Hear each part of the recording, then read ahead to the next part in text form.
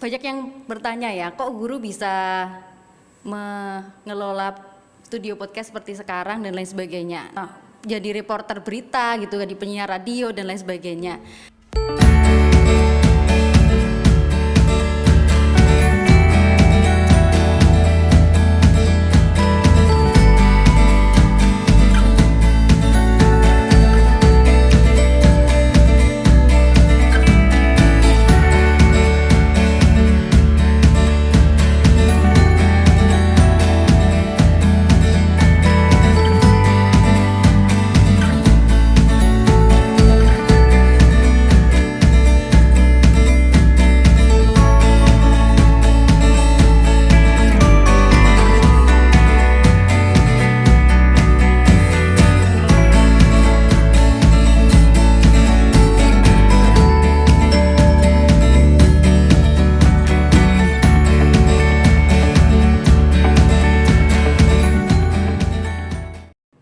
Hello everyone, welcome back to B6, Bincang Spensik, podcast andalannya SMP Negeri 6 Batang.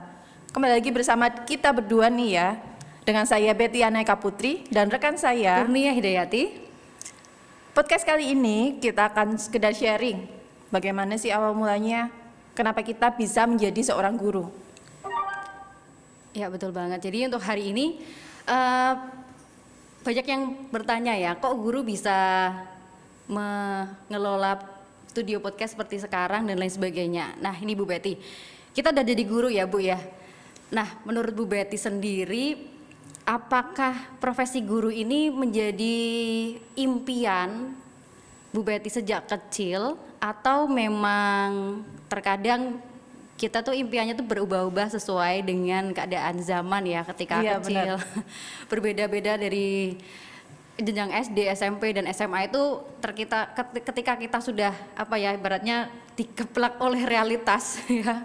Apakah seperti itu Bu, apa gimana?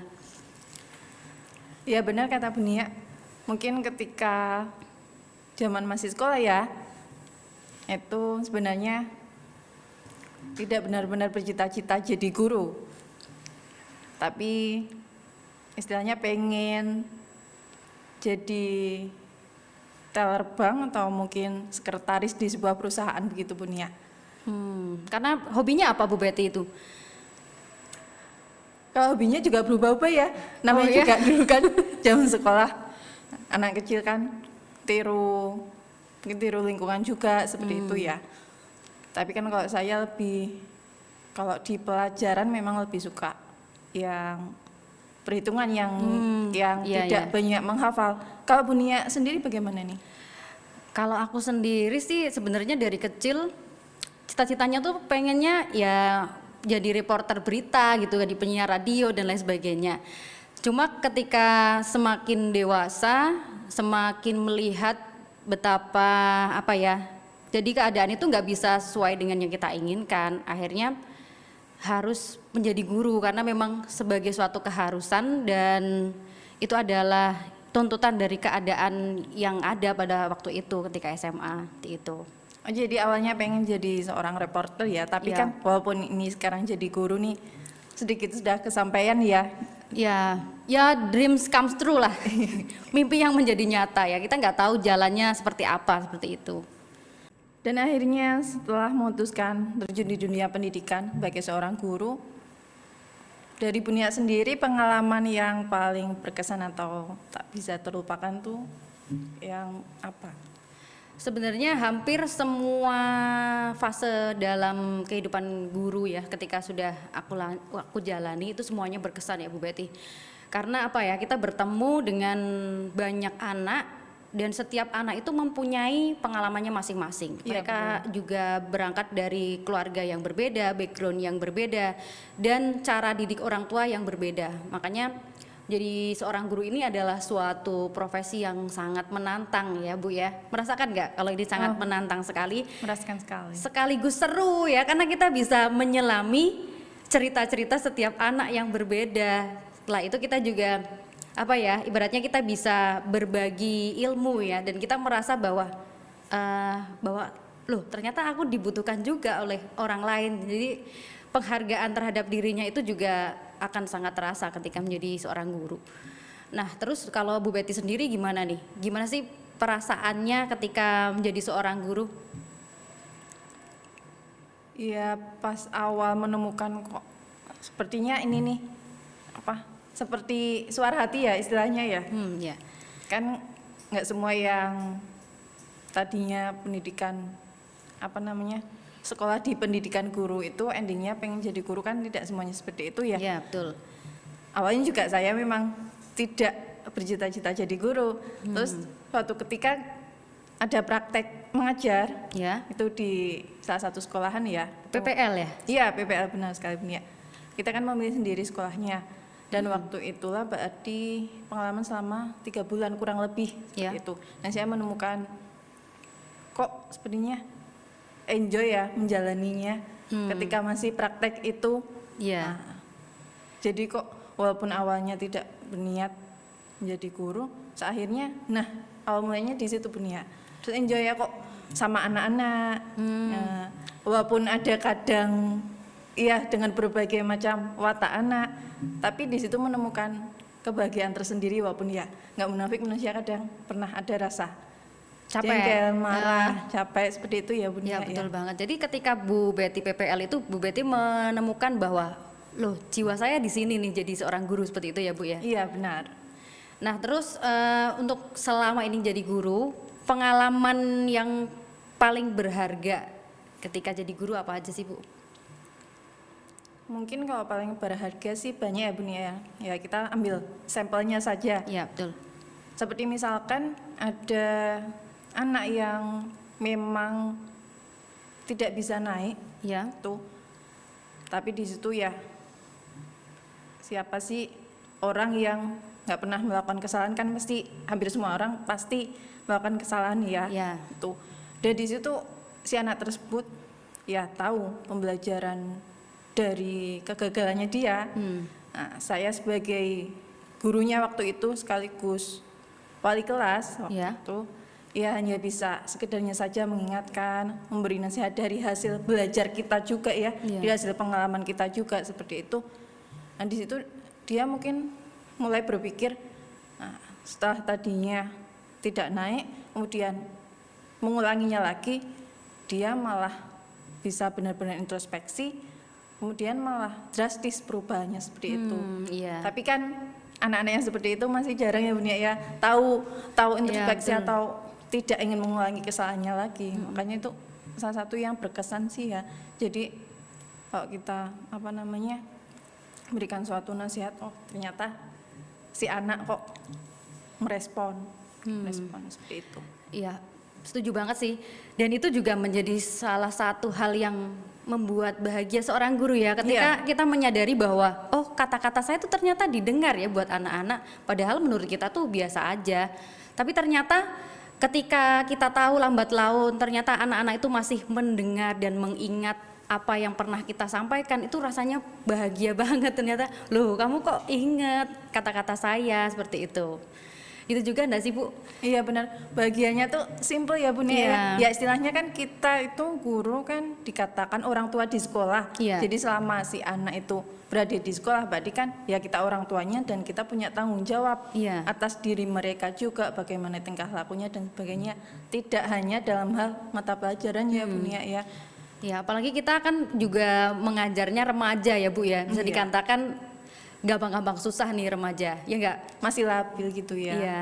Kalau remaja itu kalau menurut aku sendiri, dia itu kalau mereka itu kalau kita kenceng sama mereka, maka mereka akan lari. Tapi kalau kita terlalu membebaskan mereka, mereka justru akan dalam tanda kutip gelunjak ya, gitu Iya. ya Bu ya. Jadi gampang-gampang susah nih kita mengajar remaja itu, dan tentunya itu adalah suatu hal yang sangat menantang ya.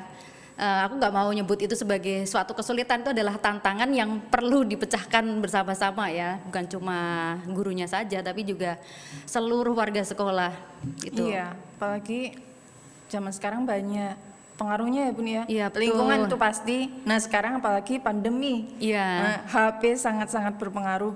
Kan kita sebagai yang dikatakan orang tua di sekolah kan, ya sebisa mungkin tidak hanya terkait pelajaran, tapi Iya. kan adabnya, etikanya anak.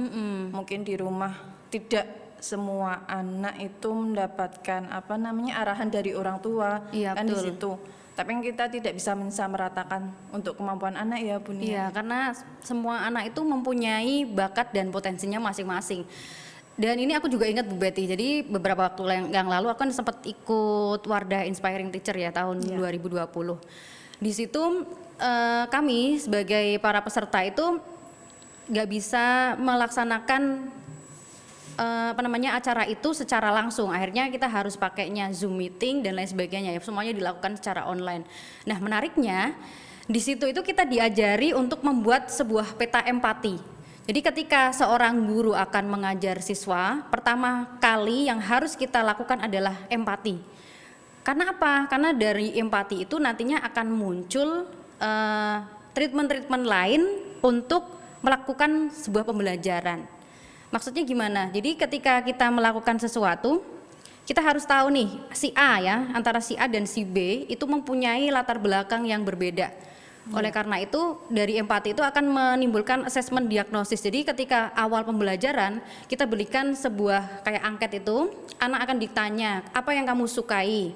Terus kamu tuh lebih suka belajar model gimana gitu loh, apakah mendengarkan atau menulis atau melihat dan lain sebagainya ya. Terus selanjutnya ditanya juga orang tuanya kerjanya apa, lingkungannya seperti apa. Nah, dari asesmen diagnosis itu seorang guru jadi tahu ya setiap anak itu memang berbeda dan kita melakukan treatment yang berbeda. Jadi gitu. Iya benar sekali. Dan kita sebagai seorang guru juga tentunya ya tidak hanya mengajar anak-anak kita, tapi kita juga belajar dari mereka iya, ya. betul Bun, banget. Heeh. Waktu itu juga Bu Betty lihat nggak ada sebuah meme ya yang dibuat oleh komunitas guru belajar juga. Jadi antara guru komik ya, itu teman saya di komunitas juga, dia membuat komik bahwa sebenarnya guru sama dokter itu pinter mana sih gitu loh. Guru, kalau dokter itu kan setiap pasien itu kan berbeda-beda ya resepnya ya. Lah guru itu banyak yang lebih sakti daripada dokter. Karena apa? Semua anak tuh resepnya satu. Mau anak yang tipe belajarnya visual, auditori atau kinestetik itu dikasih satu tugas yang sama, silakan bikin video. Padahal kan belum tentu mereka suka video. Iya, masing-masing. Ada yang suka belajar secara audio, Iya, betul. lebih nangkapnya secara audio visual, Iya. atau hanya visual saja, kan seperti itu. Nah, mungkin kan kalau di luar negeri itu ada yang memang langsung terpusat ya Bun ya. Iya. Nanti si anak punya kemampuan atau sukanya di bidang apa kan langsung ditujukan. Tapi kan ya. ya kita hidup di negara ini pasti harus mengikuti kurikulum yang ada. Iya, betul. Dan salah satu cara untuk mengubah itu semua ya kita mulai dari kelas kita sendiri ya. Iya. Memang susah kalau kita mau mengubah satu sekolahan atau bahkan satu Indonesia, itu adalah hal yang sulit ya. Bahkan pemerintah aja susah ya. Iya. Yang penting kita mulai dari kelas kita dulu aja, seperti itu. Nah, terus nih, lalu media apa sih atau metode apa yang pernah Bu Betty lakukan, kemudian menurut Bu Betty dan melihat dari respon anak-anak itu yang berhasil, itu yang apa sih Bu? Yang enjoy, Bu Betty seneng, anaknya juga seneng. Kalau yang sudah pernah dilakukan itu mungkin mereka berkelompok, ya di situ. Tapi berkelompoknya kan dalam satu kelompok itu pasti ada yang kemampuannya lebih, ada yang kurang, kan seperti itu. Jadi saling melengkapi. Kemudian diberi sebuah proyek, misalkan membuat suatu alat peraga, kemudian mereka praktek, ternyata mereka enjoy. Salah satu simpelnya seperti itu Bunia. Lalu apa saja itu bentuk proyeknya itu? Contohnya seperti apa? Nah misalkan yang sebelumnya itu ya, jadi dibentuk kelompok, kemudian mereka ada sebelumnya pasti diberi stimulan ya. Iya. Anak kan mungkin ada yang bisa nangkep langsung, ada yang harus diberikan contoh. Ini diberikan contoh dulu. Mereka diminta untuk membuat alat peraga terkait koordinat kartesius, tapi di situ objek-objeknya objek nyata, cuma kan dalam bentuk gambar gitu. Terus kemudian mereka langsung praktek. Jadi tidak hanya materi saja, jadi langsung praktek. Ternyata setelah pembelajaran berlangsung, setelah membuat alat peraga kemudian praktek, saya menanyakan ke anak, ternyata mereka responnya ya positif. Nah, Ibu ternyata dengan menggunakan ini lebih gampang dan lebih langsung anak itu. Jadi lebih banyak langsung yang ya? aktif, lebih banyak Iya, yang iya. aktif. Seperti itu. Berarti langsung praktek ya Bu ya? Iya. Oh iya, oke. Mungkin kalau bisa sih aku daftar aja jadi muridnya Bu Betty ya. Biar Tapi kan- bisa main seperti itu. Tapi kan tidak semua bisa, Mengikuti.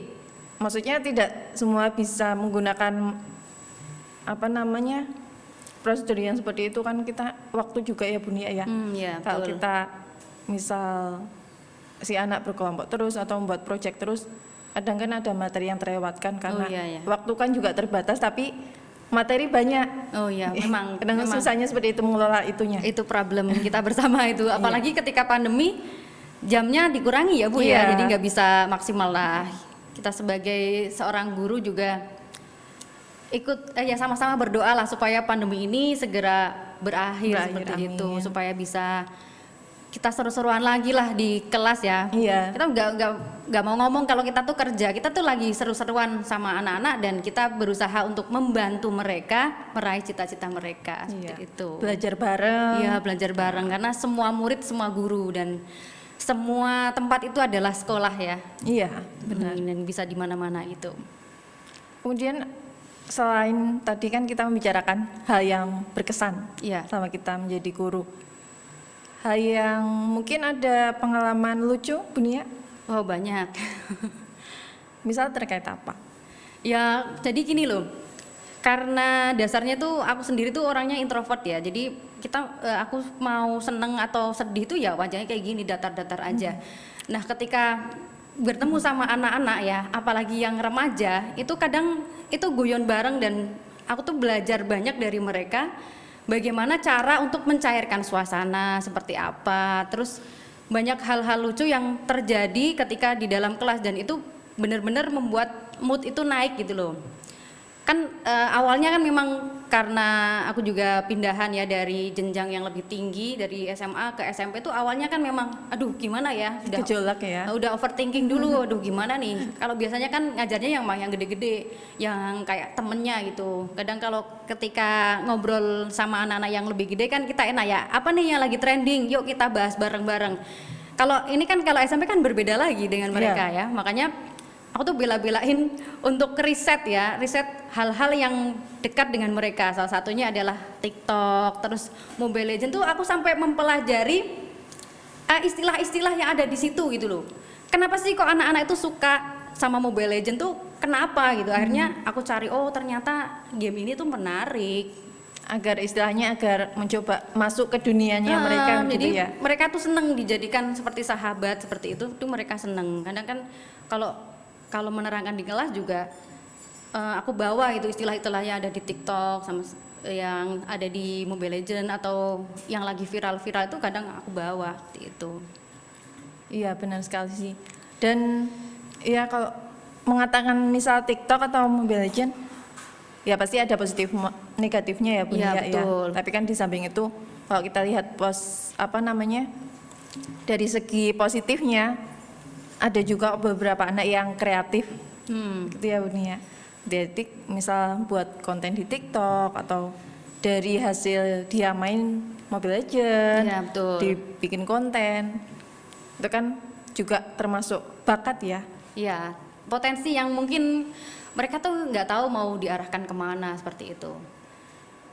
Waktu itu juga aku pernah membuat sebuah tugas ya. Jadi di tugas itu karena temanya kejujuran, dengan menerapkan ilmu yang dulu pernah aku dapetin, akhirnya anak-anak itu aku suruh untuk membuat apapun yang kamu suka, yang penting temanya itu. Ada yang bikin TikTok, ada yang bikin puisi, ada yang bikin pantun, ada yang bikin video dan lain sebagainya. Ternyata anak-anak itu ketika kita mencoba untuk mengenali potensi mereka itu sangat potensial loh dan melebihi ekspektasi gurunya. Seperti itu. Dan mungkin lewat tugas Bunia yang seperti itu mereka bisa mengekspresikan ya, betul. oh ternyata di pelajaran kok ada tugas seperti ini. Ya. Kalau saya di samping kalau tidak sekolah hobinya ini, oh pas nih cocok seperti itu ya Bunia. Iya, dan banyak juga yang kita rekrut di tim kreatif ya, seperti itu ya Bu Betty ya. Iya benar. Jadi untuk nantinya kedepannya juga anak-anak ya, untuk di sini untuk yang nge-host, nanti Ya, misal betul. liputan Spensik jalan-jalan. Jadi nantikan untuk program dari tim kreatif Spensik nih, kita sama-sama warga Spensik harus saling support ya, agar SMP Negeri 6 Batang dikenal lebih luas lagi, tidak hanya di Batang pastinya ya, Iya, tapi betul. se-Jawa Tengah dan lebih luas lagi. Ya, dan pastinya membawa manfaat bagi siapapun ya yang menonton ini. Karena kita kan nggak tahu juga ya. Ibaratnya kalau kita bikin konten itu kan seperti kita tuh lagi investasi. Iya benar. Kalau tujuannya cuma mencari view atau mencari like, subscribe itu mungkin boleh lah. Tapi kita mencari yang jauh lebih luas lagi, yaitu kebermanfaatan bagi banyak orang gitu. Iya benar sekali. Dan mungkin cukup itu saja Iya. podcast kali ini. Nanti untuk next episode kita akan buka Q&A di Instagram Spensik ya. Pastinya sudah follow ya kalian ya. Nanti silakan mau bertanya khususnya tentang tim kreatif atau mungkin podcast. Nah, tanyakan apa saja di situ. Kita akan mencoba jawab semua pertanyaan dari kalian di podcast selanjutnya. Iya, bisa juga langsung drop komentar di bawah ya, di bawah video ini. Tapi jangan lupa subscribe dulu dong, ya enggak Bu? Iya dong, masa warga SMP Negeri 6 Batang kalian pelit subscribe sih kan enggak ya? Subscribe itu gratis. Oke, sekian podcast kita kali ini. Wassalamualaikum warahmatullahi wabarakatuh.